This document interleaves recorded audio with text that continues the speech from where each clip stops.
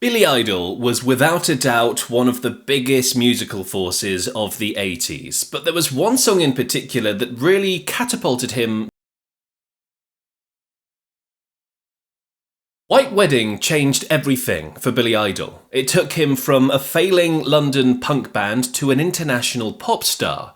But did you know the song only took Idol 15 minutes to write? And the inspiration behind the song might not be what you thought. Let's go through the full story behind this song, and if you love classic rock history like me, make sure to subscribe and join our pack. So, Billy Idol, real name William Broad, had his start in music in 1976. He was just 21 and a university dropout when he answered an ad in Melody Maker looking for musicians to form a new band based in West London. That band was Generation X. Generation X embraced melodies and pop hooks. Their music straddled punk and glam, with a cleaner, more radio-friendly edge. This philosophy became really important for Idol when he eventually went solo. The band released 3 albums throughout the 70s and early 80s and produced some decent chart singles as well, like King Rocker, which peaked at number 11 in the UK. And Valley of the Dolls, which reached number 23.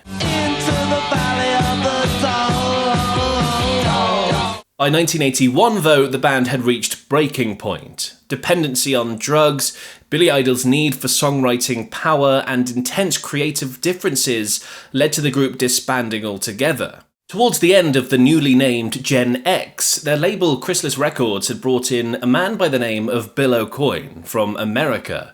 He was the manager of Kiss at the time. Chrysalis brought him in the hopes of revitalizing Gen X and perhaps introducing them to an American audience. It didn't really work though, and Gen X did split. However, Aucoin saw potential in Billy and convinced him to relocate to New York. With a solo recording contract offered by Chrysalis, Billy said sure, why not? So he emigrated to New York to start fresh, and Aucoin became his manager. He had absolutely no idea how stratospheric he would go during the 80s, and White Wedding would help him get there. Now, just to put things into perspective, this move to America was a gamble for Billy. UK punk had only just started seeping into the American scene, and the media still found it threatening and too sharp. It wasn't big on radio stations just yet. Billy Idol was determined to change that, with his unique Pistols meets Beatles philosophy. He had a raw edge to him, but he could be packaged in a way that was attractive to the music media. Once in New York, Billy quickly got to work with producer Keith Forsey, recording and releasing an EP called Don't Stop. Now, this featured a re-recorded Gen X song, Dancing With Myself. But your empty eyes seem to pass me by, leave me dancing with myself. And a cover of Tommy James and the Shondells' UK #1 hit, Mony Mony.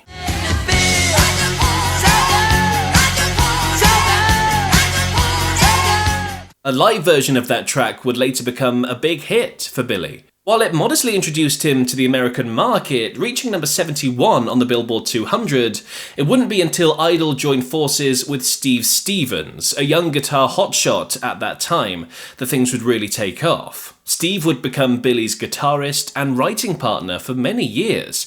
He's featured on 8 of Idol's studio albums, and they're still working together today, having just released Dream Into It in 2025. Now, when it came to writing songs for his debut album, Keith Forsey set Billy up in a control room with a blank piece of paper, a semi-acoustic guitar, and a drum machine, and told him, just see what you can come up with. And the lyrics for this song came from a place close to home. At the time he was writing for his debut album, his sister back home had become pregnant from her boyfriend, and they were planning to get married. Now, the pregnancy was outside of marriage, of course, but Idol, being a punk growing up in the 70s, didn't really care about institutions like that. He was totally fine with it, despite what the lyrics might have you believe. More on that in a sec. However, he couldn't help thinking about the trouble his sister might have been in if they were living 30 years in the past, and he ran with that in his lyrics. I put a slight twist in the song to give it more of a dramatic edge. I couldn't help it. I turned it round as if there was a crazed brother somewhere who was like Clint Eastwood and was coming back to murder whoever had defiled his sister. So it was kind of written around a real thing and then embellished. But you do that with songs. So with that, Idol wrote lyrics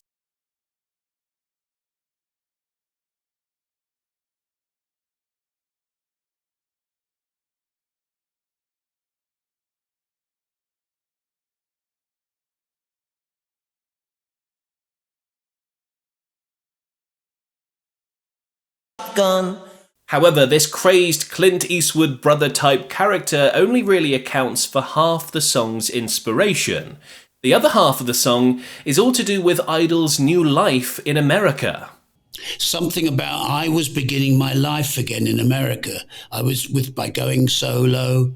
I was beginning my life again, so thematically, start again. Why not forget this? I'm starting my life. I'm starting again. So when things go wrong, don't think it's over. Start again. So maybe I put that in. From there, the song came together incredibly fast, as seems to be the case with most of the great songs from the 80s. Keith stuck me in the studio with a drum machine and my guitar, and 15 minutes later I said, I think I've done my homework. I had all the pieces. When it came to the guitar, Idol stuck with this idea of Clint Eastwood. Now I need the musical hook on the guitar. Well, if the song's in B, so I just started to play down the B minor chord, ding, dong, ding, boom, ding, up and down it. And it sounds like a spaghetti western. And I'm thinking Clint Eastwood. I'm thinking, I love, Ennio Morricone and I loved all that music. So I'm a little bit thinking of it's Clint Eastwood. It's kind of revenge. It's a western. I started to play that down, down, down, boom, ding, ding, ding, boom, ding, because it's just up and down the B minor chord. It's really simple. Anybody could do it. It's almost stupid, actually. But I went, wow, that's actually... Now, this first version of the song that Idol had managed to gather together was about 20 minutes long, according to him. I for one, would love to hear the whole thing, to be honest. Some of it might have made it to part 2 of White Wedding. Oh yeah, I should have mentioned that. White Wedding is actually officially called White Wedding Part 1. White Wedding Part 1 is the version that you're probably familiar with. White Wedding Part 2 isn't really a sequel in terms of lyrics or narrative, but it's more of a reimagined and extended version of the same song. It was included on some 12-inch singles and later reissues. Musically, it's longer, it's more atmospheric, with extended instrumental sections, dub effects, and an overall darker, more hypnotic tone. To that control room where Billy was working on the song. When he showed producer Keith Forsey, he loved it. Steve Stevens added his signature guitar riff to the mix, and the song was recorded. I was pretty knocked out by my efforts, and glad that I'd come up with something of the caliber of Dancing with Myself. This time I had written it on my own without a collaborator. So this is how this solo stuff works, I thought to myself. The debut album, Billy Idol, was released in 1982. The lead single from the album was Hot in the City.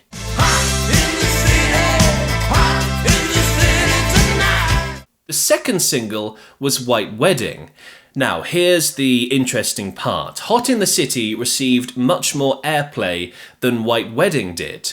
If I put the two sleeves side by side, maybe you can figure out why. The single for Hot in the City, sent out to radio stations, didn't feature a photo of Billy, whereas White Wedding did.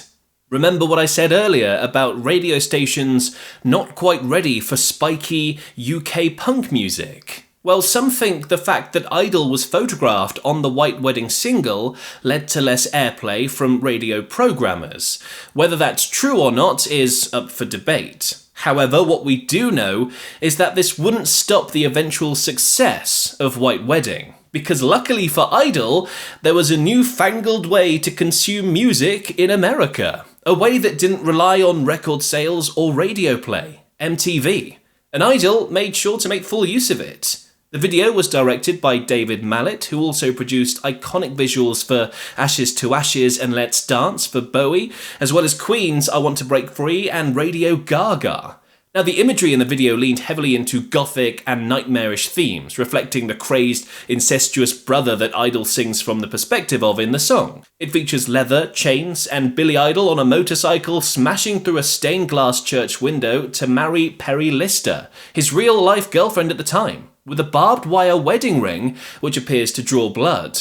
Idol has said in later years that the blood was fake, but it did cause MTV to initially remove the scene. Another point of contention was the apparent salutes that the guests are seen doing in the video.